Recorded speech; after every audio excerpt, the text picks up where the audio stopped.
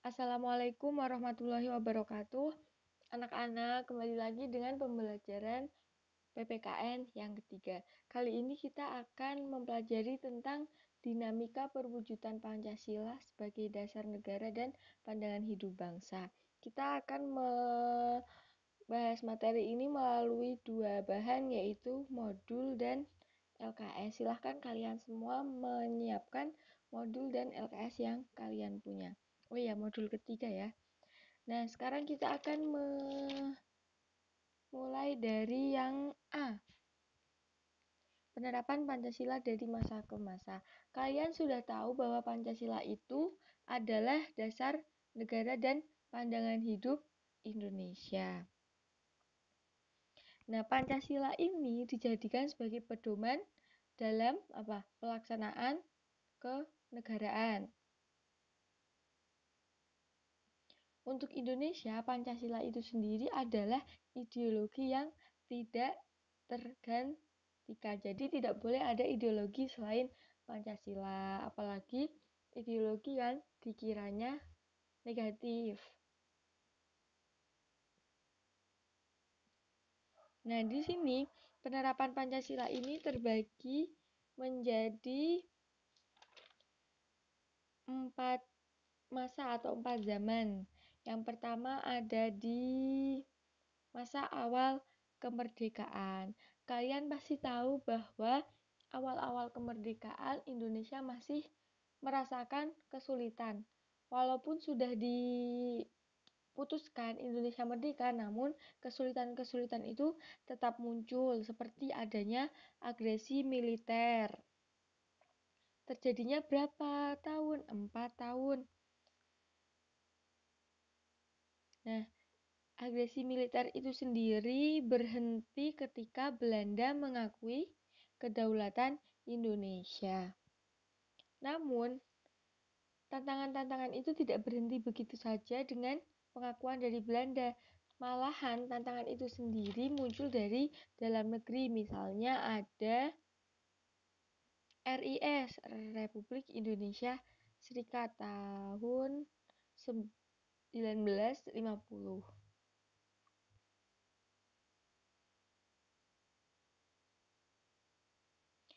Nah, namun RIS ini tidak bertahan lama, sehingga dibuatlah negara Republik Indonesia kembali. Namun, Undang-Undang Dasar 1945 tidak diterapkan, tetapi dibuatlah UUDS 1950.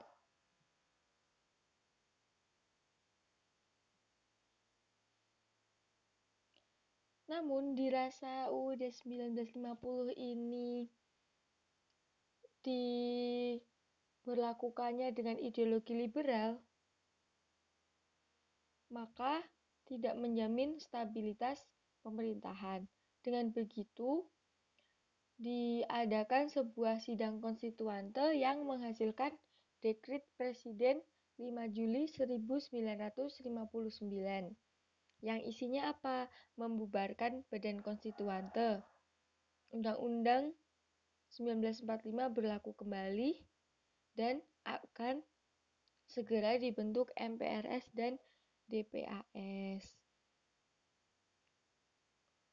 Walau dirasa adanya Dekret Presiden 5 Juli ini mungkin bagi mereka sudah cukup aman untuk Indonesia, namun Indonesia masih harus menghadapi tantangan, yaitu adanya peristiwa yang membahayakan selama awal kemerdekaan ini.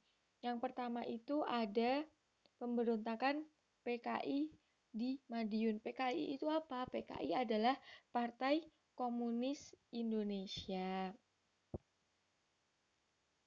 Nah, pemberontakan PKI ini terjadi di Madiun tanggalnya 18 September 1948.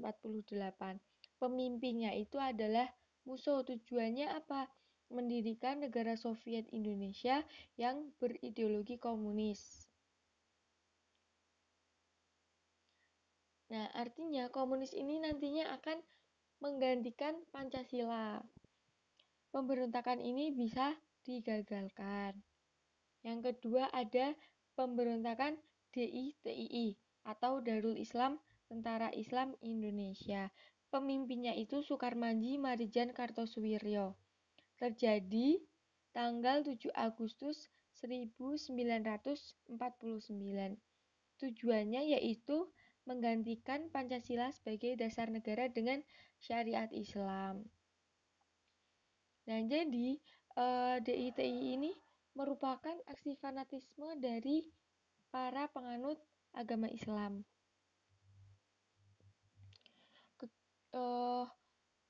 Mereka melakukan kerusakan-kerusakan di rumah penduduk, pembongkaran jalan kereta api, perampasan harta milik penduduk, dan penganiayaan terhadap penduduk.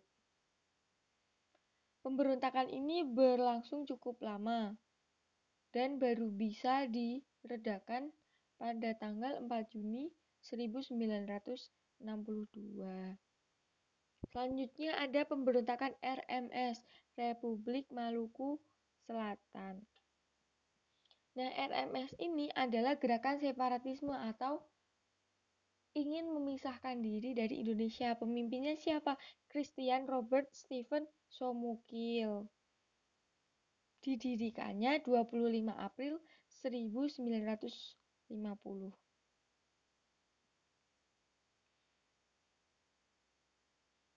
Nah, walaupun RMS ini bisa ditaklukkan oleh tentara Indonesia pada bulan November 1950, tetapi konfliknya masih berlanjut sampai di Desember 1963.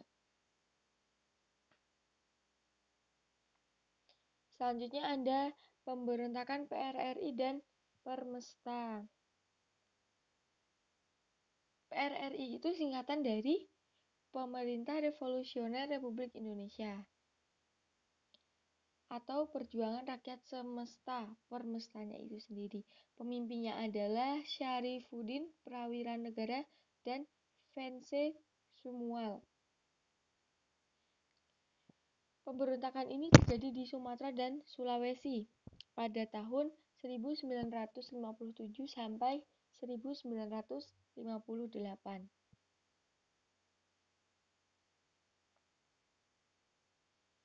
Nah, gerakan ini muncul dengan tujuan untuk mengoreksi pemerintahan yang dipimpin oleh Presiden Soekarno karena menganggap pemerintah pusat sudah melanggar undang-undang dan pemerintahan yang sentralistis, sehingga pembangunan di daerah menjadi terabaikan dan ketidakadilan terjadi di mana-mana.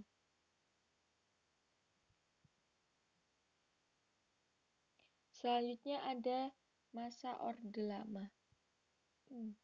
Masa Orde Lama ini terjadi di masa Presiden Soekarno.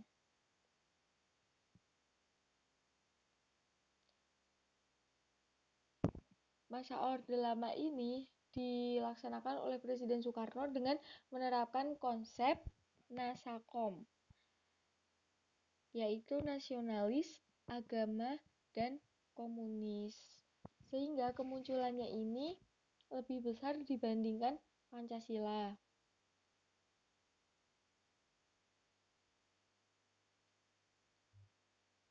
Pemerintahan pada masa Orde Lama ini tidak berjalan dengan baik karena muncul kelompok nasionalis religius yang tidak menerima Pancasila.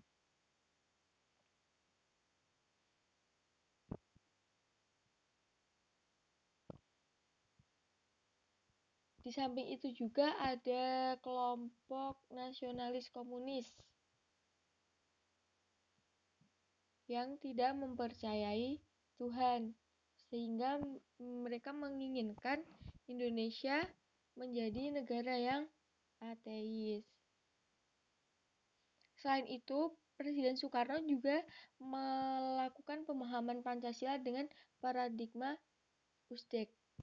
Undang-Undang Dasar Negara Republik Indonesia tahun 1945, Sosialisme Indonesia, Demokrasi Terpimpin, Ekonomi Terpimpin, dan Kepribadian Indonesia. Presiden memang awalnya mensosialisasikan USDIK ini dengan baik, namun lama-kelamaan muncul kudeta PKI sehingga kondisi ekonomi bangsa Indonesia menjadi memprihatinkan. Karena apa? Karena Presiden Soekarno menerapkan demokrasi terpimpin yang artinya pemerintahan kekuasaannya ada di Presiden Soekarno. Demokrasi ini menyimpang dari sila keempat, yaitu kerakyatan yang dipimpin oleh hikmat kebijaksanaan dalam permusyawaratan dan perwakilan. Nah, dinamika penerapan pada masa ini itu yang pertama ada sila keempat tidak bisa dilaksanakan. Membahas yang tadi lagi karena adanya apa? Demokrasi terpimpin, menyimpang dari sila keempat. Yang kedua ada sistem pemerintahan liberal.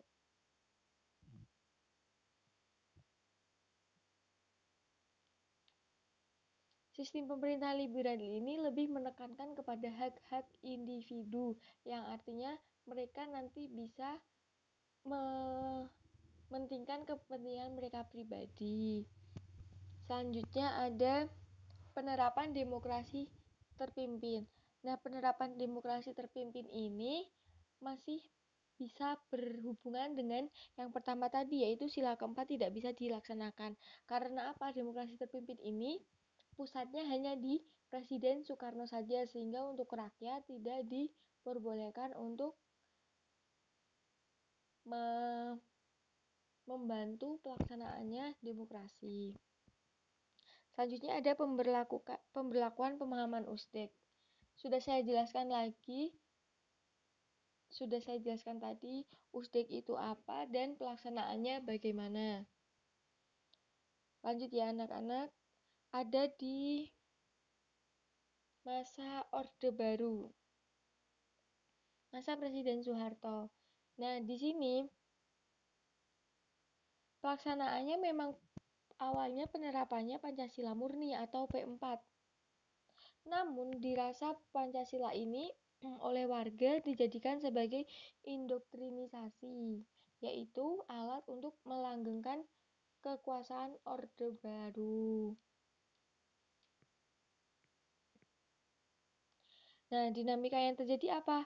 Pemusatan kekuasaan di tangan presiden. Nah, ini masih sama dengan demokrasi terpimpin pada masa Orde Lama. Selanjutnya ada penindasan ideologis kepada orang-orang yang kreatif dan kritis. Nah, bagi mereka yang memiliki pandangan atau memiliki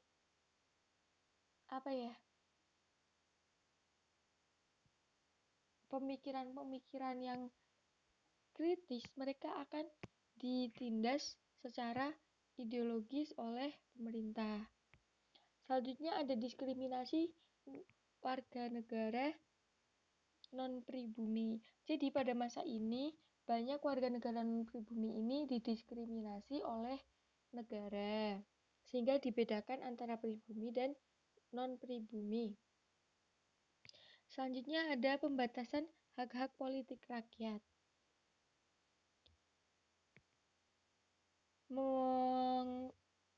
Menghubungkan lagi dengan poin yang pertama, yaitu pemusatan kekuasaan di tangan presiden, maka pembatasan hak-hak politik rakyat mesti terjadi. Pemilu tidak demokratis. Karena apa? Karena aparat birokrasi dan militer melakukan cara-cara untuk memenangkan Golkar, yang artinya mereka melakukan pemilu hanya sebagai formalitas. Namun di dalamnya itu sudah ada rencana bahwa Golkar harus menang. KKN merajalela. KKN itu artinya apa? Korupsi, kolusi, dan nepotisme. Nah, kegiatan ini sangat-sangat sering terjadi di masa pemerintahan Presiden Soeharto. Yang terakhir anak-anak ada era reformasi. Era reformasi itu kapan? Setelah Presiden Soeharto mundur. Tantangannya apa? Tantangannya itu banyak terjadinya KKN tadi. Ditambah lagi munculnya arus globalisasi yang membawa ideologi liberal dan kapitalis, sehingga keberadaan Pancasila itu mulai terancam. Dinamika penerapannya itu apa? Sering berganti presiden. Yang kedua ada pertentangan tentang relevan tidaknya Pancasila sebagai dasar negara. Nah, di sini adanya pertentangan, mungkin ada dua golongan ya. Golongan yang masih menganggap Pancasila itu masih relevan sebagai dasar negara dan golongan yang tidak menganggap Pancasila relevan sebagai dasar negara. Nah, dua kelompok ini menganggap secara berlawanan tentang arti Pancasila. Elit politik memanfaatkan gelombang reformasi untuk meraih kekuasaan. Nah, reformasi ini digunakan para elit politik untuk meraih kekuasaan, sehingga banyak terjadi perbenturan kepentingan politik. Pemerintah kurang konsisten terhadap penegakan hukum. Nah, di sini penegakan hukum yang dilaksanakan pemerintah pada masa era reformasi ini kurang konsisten karena pelaksanaannya itu selalu berubah-ubah.